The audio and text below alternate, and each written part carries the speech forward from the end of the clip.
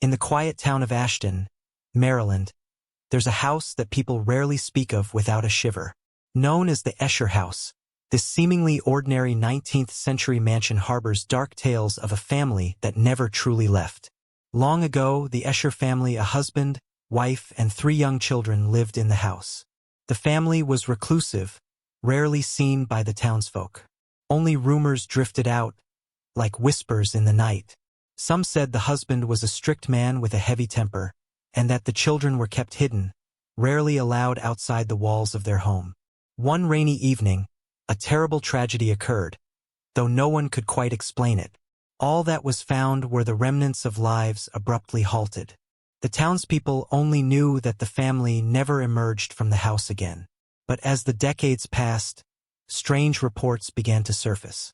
Those who dared visit or simply pass by at night would hear the sounds of children, muffled cries, and eerie laughter. Some even said they saw small hands pressing against the windows from the inside, only to vanish when they blinked. One such visitor was Lucy, a skeptical college student who dared her friends to explore the house with her. As she walked through the creaking, abandoned halls, she heard faint giggles and felt the unsettling sensation of being watched. She brushed it off as an overactive imagination until, in the nursery, she noticed something chilling: a tiny handprint on the dusty glass of a window, much too small for any adult. Suddenly, the laughter grew louder, echoing through the empty rooms, and in her peripheral vision, she glimpsed shadows darting just out of sight. Desperate to escape, Lucy ran for the door, but as she reached it, she felt a cold, tiny hand clasp onto hers. When she turned, she was met with the face of a little girl, her eyes hollow, her mouth twisted in a silent scream. Lucy fled the Escher house and swore never to return. But some nights, she still hears the faint sound of children's laughter echoing in her dreams, and knows the family is waiting, trapped forever in that place of sorrow. The haunting dreams grew more vivid for Lucy in the nights that followed, like the house had left a mark on her. The little girl's face appeared again and again, always reaching out, always screaming silently, as if begging for release. Lucy's once skeptical friends noticed her fading, haunted appearance, the dark circles forming under her eyes. Her roommate, Megan, tried to help, insisting that Lucy needed sleep, but the nightmares wouldn't let her rest. Every time she closed her eyes, she'd hear those cries and laughter from the Escher house. One night, unable to take it any longer, Megan demanded that Lucy tell her everything. With a shaky voice, Lucy recounted her experience, from the creaking floors to the little handprint in the window. Megan listened intently and, to Lucy's surprise, didn't seem as doubtful as expected. Instead, she leaned in and whispered, "There's a legend about the Escher family. My grandmother told me once." Lucy shivered as Megan recounted the chilling tale. The Escher children had never been allowed to leave, and some townsfolk suspected the parents had taken drastic measures to keep them hidden. After their mysterious deaths, it was said that a curse fell upon the house.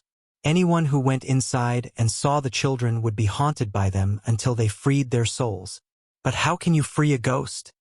Lucy whispered, her voice barely audible, yet trembling. Megan hesitated, then continued. "Some say the only way is to find what binds them, their lost belongings, or even remains, and release them. But there's something else." Megan swallowed, looking at her friend with a haunted expression. "The last person who tried to do that, he never came back." Lucy's heart raced, but an eerie calm also settled over her. The nightmares wouldn't stop until she went back. She was sure of it. That night, she decided to return to the Escher house, this time with Megan at her side. They armed themselves with flashlights and reluctantly took with them an old key that Megan's grandmother had given her. According to family lore, the key had once belonged to the Escher family, passed down through the years as a memento of their dark legacy. As they approached the house, the air grew heavy and cold, pressing down on them like the weight of unseen eyes. They stepped inside, and the floor creaked as if welcoming them back. Their flashlights flickered, casting long shadows on the peeling wallpaper and dust-covered furniture. In the distance, faint laughter echoed, and the whispers of children's voices filled the air. Lucy gripped Megan's hand as they made their way toward the nursery, where she'd first seen the handprint. As they reached the doorway, a sense of dread washed over them. The room felt colder than the rest of the house, and they could almost see their breath in the air. In the center of the nursery, an old, weathered doll lay on the floor, its eyes following them as they moved. Megan picked it up and gasped, her voice a shaky whisper. "This doll, I saw it once in my grandmother's old family photos. It was hers. I think she was related to the Eschers." Lucy's pulse quickened. If Megan's grandmother had been part of the Escher family, then maybe Megan had the power to end the curse. Lucy and Megan stood frozen, their breaths shallow as the realization sank in. The doll was more than just an old toy. It was a connection, a link to the spirits haunting the house. And if Megan's bloodline connected her to the Eschers, she might indeed have the power to set them free or risk getting caught in their curse forever. Before they could speak, the air thickened, and a faint humming filled the room. The same eerie, childlike melody that had haunted Lucy's dreams echoed around them. They turned to see shadows moving in the corners, and a little girl's voice whispered, "Why did you leave us?" Lucy's heart raced. "We're here to help you," she whispered, her voice shaking. The shadows seemed to pulse, gathering around Megan. She held the doll tightly, her knuckles turning white. I think they need me to remember something," she said in a strange, distant voice, her gaze fixed on the doll's faded face. "Something that was lost." As she spoke, an overwhelming sadness filled the room, like the memory of 1,000 lonely nights, of children longing for their parents, of voices crying out in the dark.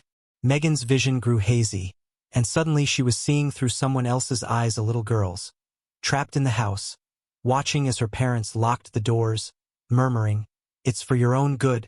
"Megan!" Lucy shook her, trying to snap her back, but it was as if Megan had fallen into a trance. She murmured, "They were trying to protect us, but they were wrong. They were so wrong." Lucy's voice was barely a whisper as she asked, "What do you mean?" Megan blinked, her eyes clearing just enough to answer.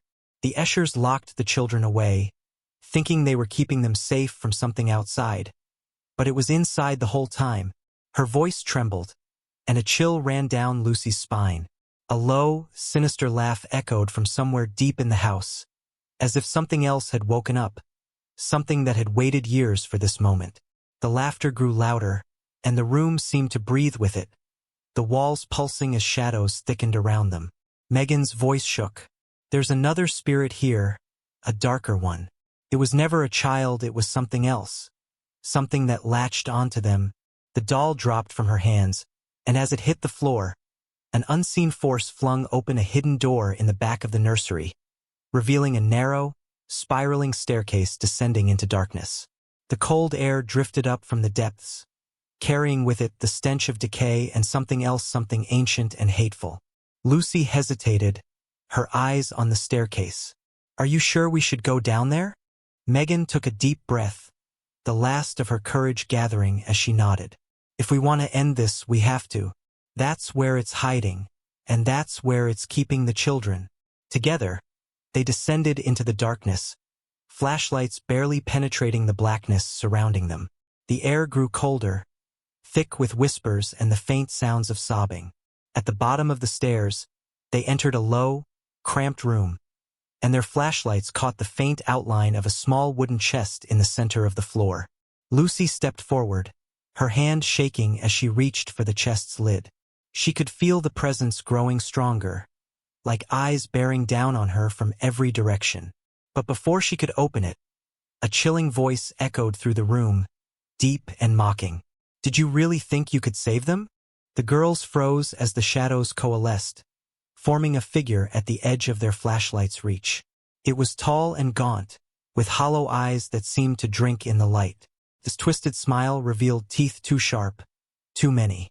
"They're mine," it hissed, the shadows swirling around it, reaching out like claws. Megan clutched Lucy's arm, her voice barely a whisper. "We can't let it stop us. We need to open the chest, whatever's in there. It's the key." The figure loomed closer, its voice dripping with malice. "Go on then. Open it and see what they left behind.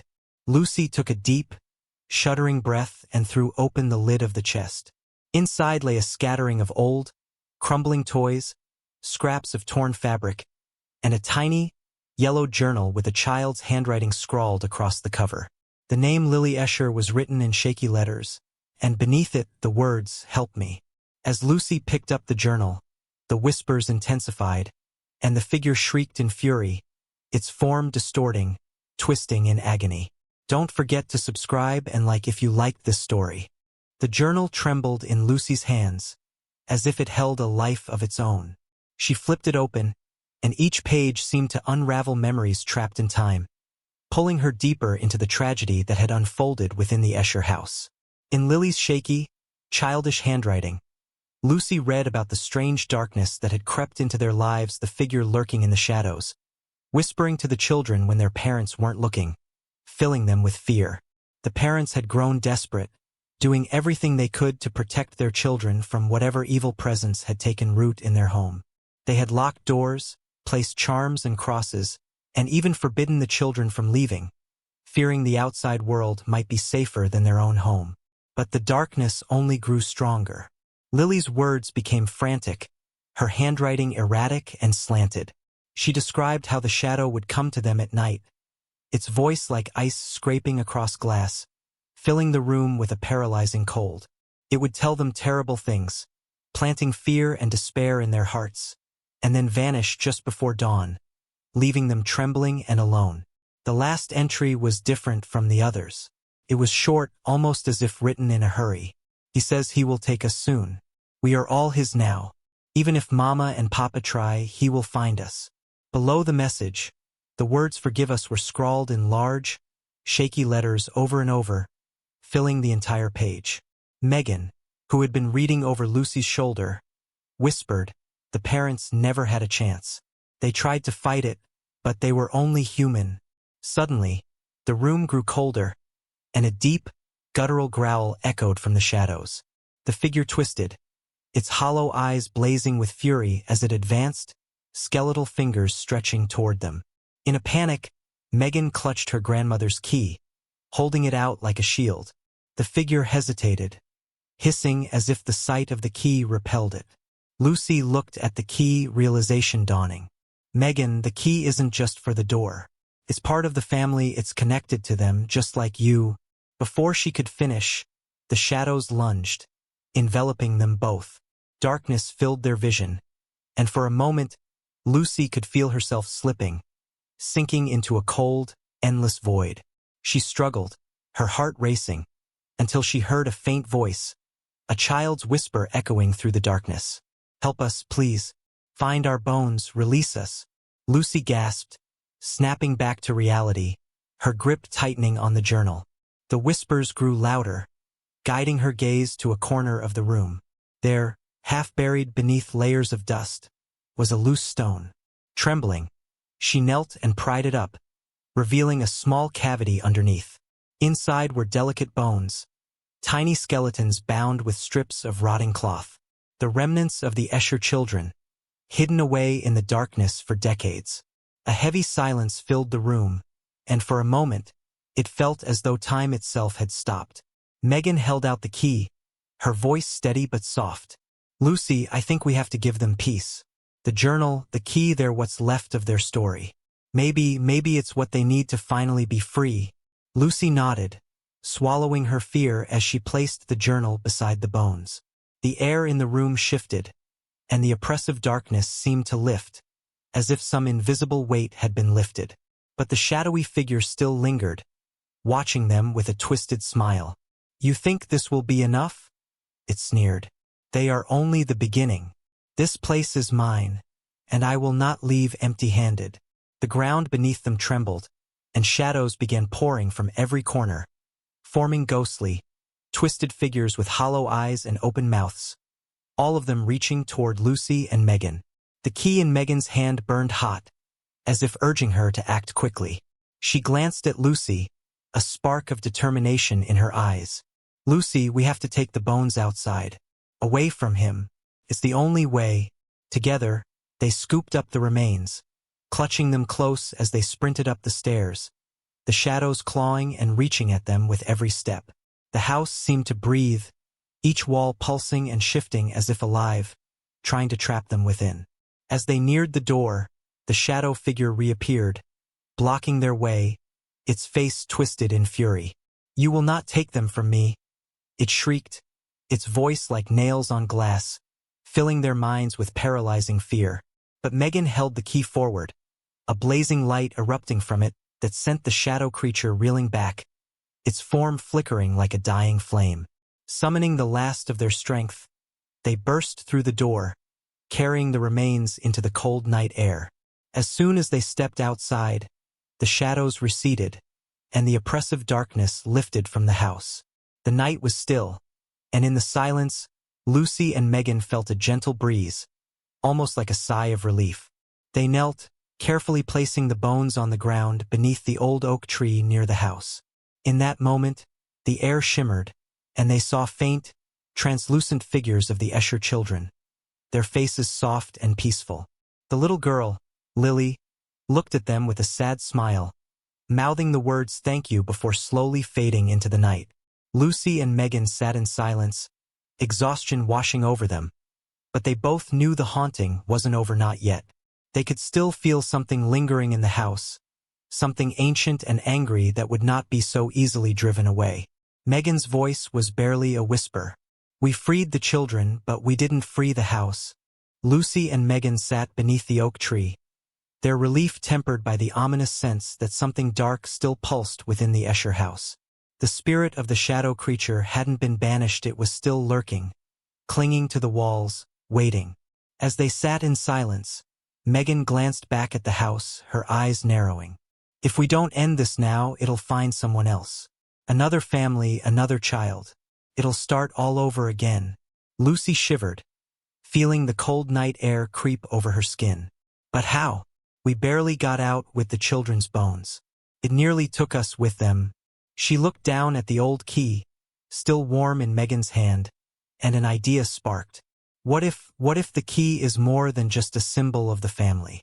What if it's the thing that binds the spirit to the house? Megan studied the key, the worn metal etched with strange markings she hadn't noticed before. Maybe this was the original link, the object that the darkness latched onto. It's been passed down through the family for generations, and every Escher who's held it has been cursed. She looked up at Lucy, determination in her gaze. "We need to destroy it." But as soon as the words left her mouth, a chilling, familiar laugh echoed from the house, and the front door creaked open on its own. Cold air billowed out, laced with whispers of the dark entity, mocking and daring them to try. Lucy nodded. "If this is what it wants, then it knows we're right." The two of them walked back toward the house, bracing themselves as the shadows coiled and seethed. The spirit's presence was nearly overwhelming now, filling every room with its cold malice, but they kept moving, clutching the key like a weapon. They made their way to the basement, where the darkness felt strongest, pressing down on them with a suffocating weight. Megan raised the key, her hands trembling as she whispered, "By the blood of the Eschers, I sever this bond." The shadows surged toward them, a tidal wave of darkness, but just as they reached Megan, she threw the key to the floor with all her strength, shattering it into pieces. The reaction was immediate. A deafening roar filled the air as the spirit let out a final, furious scream. The entire house shook, as if trying to hold itself together, the walls and floors splitting and cracking under the strain.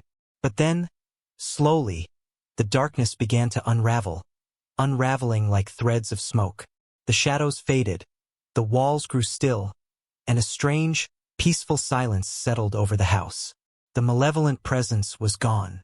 Lucy and Megan stumbled outside, feeling the dawn light breaking over the horizon, warm and soft against their skin. They turned to see the house standing in the quiet dawn, its once haunted walls now calm and empty. Megan looked at Lucy, exhaustion and relief etched across her face. "It's over." Lucy smiled, letting out a breath she hadn't realized she was holding. "It's finally over." As they left, they could almost feel a gentle presence following them, as if the children were watching, finally free, finally at peace. And from that day on, the Escher house stood silent, its shadows empty, its past buried. No one ever heard cries or laughter there again, for the curse had been broken, and the family could finally rest. Don't forget to subscribe and like if you liked this story.